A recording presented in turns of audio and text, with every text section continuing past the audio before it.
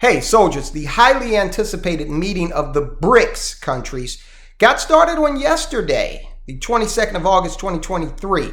And I'm going to go over with you their stated intention. One of the leading countries in this group has made it clear that they intend to challenge Western economic hegemony in a major way. We're also going to take a look at some of Jim Rickards' comments on this because he's classifying or characterizing this meeting as an economic earthquake with the potential to change the world as we know it. Now, we knew this was coming. This is not a shock or surprise to the soldiers of finance. We've been following what's going on with the BRICS, and now here we are. Now, look, it's not all sunshine for the BRICS. They do have, squabbles between several of the countries. They don't all see eye to eye, and that's natural. But that one characteristic will prevent them from implementing the things that they might all individually agree on doing, but their conflicts and, the fact that they are going to look at the world from the perspective of, let's just say, South Africa. They're going to look at the world from the perspective of South Africa first. India is going to look at the world from the viewpoint of India first. And that's fine. The only country that can't, be as audacious as that and, say that we're going to look out for our people first is America. Somehow that is verboten. I don't know. But you can trust each of these countries to do that. Now, we have covered the fact that India and China, they have some long-standing territorial differences that, is getting in the way here. We'll get more into that. But let's take a look at what Rickards has to say with regard to this meeting that just kicked off. As I've been warning, I'm speaking in Rickards' voice now. As I've been warning, this meeting is the most significant development in international finance in the last 50 years. It has the potential to displace the US dollar as the leading payment currency and reserve currency from a standing start in just a few years.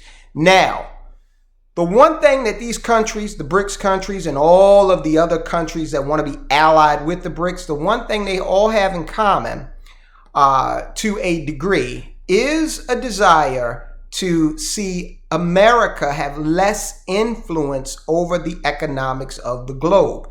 And the reason why they have that desire is because we have weaponized our dollar. They do not want American Foggy Bottom, where our State Department is located, or the White House or the CIA controlling their domestic and foreign policy and saying, look, we're going to cut you off of this system or that system, sanction you, whatever, in order to get you to act in the way that we want you to. Can you imagine America is out there doing those kinds of things? And when you look at our country, our domestic policy, we're the last ones that should be throwing stones, right?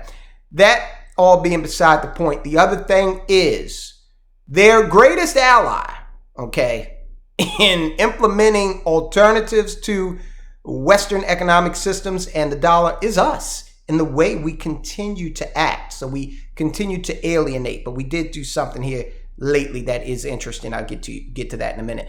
The latest monetary change will be delivered by the BRICS, and the world is unprepared for this geopolitical shock to the global financial system. Of course, we're going to try our darndest to slow this progression in the direction of the BRICS and away from the dollar. We're going to try our darndest to, slow that down.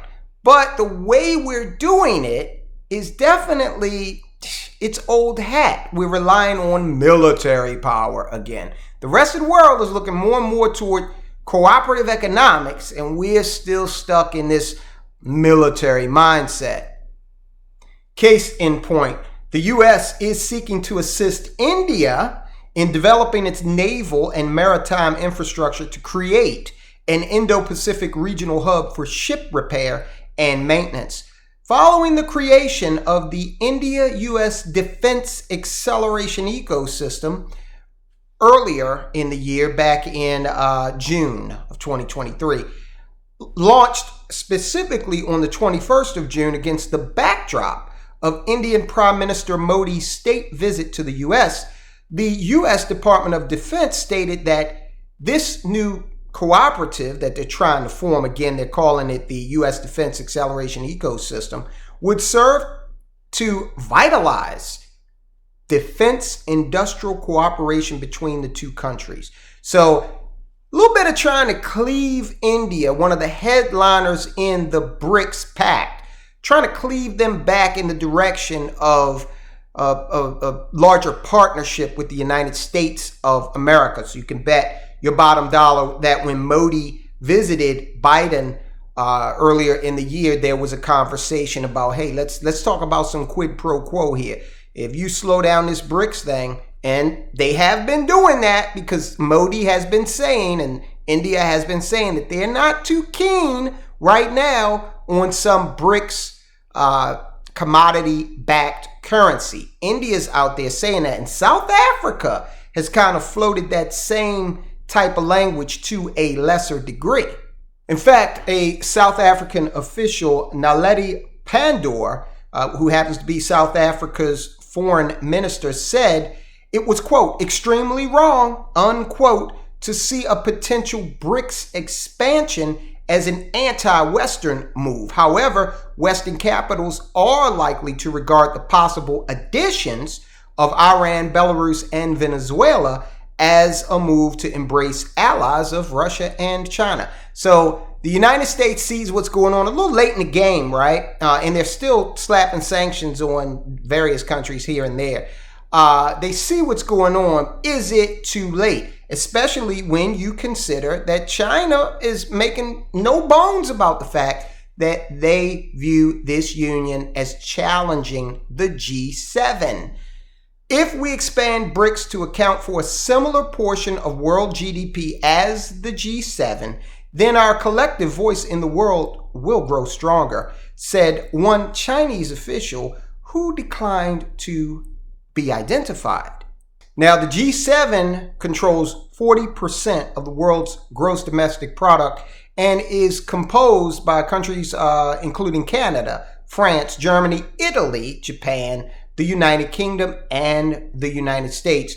And also they got the European Union in there, all right? So this Chinese official is saying, hey, we're looking at being rivals to that group in terms of influence, in terms of GDP. Now, as for President Xi Jinping himself, he had this to say: I believe that this summit of the leaders of the member countries of the association will be an important milestone in the history of the development of the BRICS mechanism, that it will strengthen cohesion and cooperation among developing countries to an even higher level. Okay, so 60 countries are represented here, not just the BRICS core members. 60 countries are represented. And as far as Russia is concerned, Vladimir Putin is not there. He is participating remotely. His deputy, I think the guy Lavrov is actually the foreign minister, is there in person. Now, the reason why Putin cannot attend in person is because there's an arrest warrant out for Vladimir Putin, and it's supposedly valid for all of the countries in a certain Western group. And if he sets foot in South Africa, South Africa's a part of this group, they will be obliged to arrest him. So that wouldn't go down well, even if they tried. That would be a really ugly international incident that could lead to some very bad things, not just for the economy of the whole world, but it could spill over and create some martial conflict as well. And we would not want that, right? So that's what's going on. More to come from the BRICS. No word yet as of, what is it? It's 5:05 p.m. on the 22nd. No word just yet as to whether or not the BRICS members have come out and say, yeah, we're going to have this currency backed by gold, silver, platinum, whatever, oil, wheat. We haven't heard that from them yet, but we will definitely be monitoring the situation. And if they say that's what they're going to do, then we'll see. Listen, watch this video. Talk about backing a currency by something tangible. One of the presidential candidates here in America wants to back the US dollar by gold, silver, platinum, and the intangible but finite Bitcoin. Watch the video. Guys, I'll talk to you soon.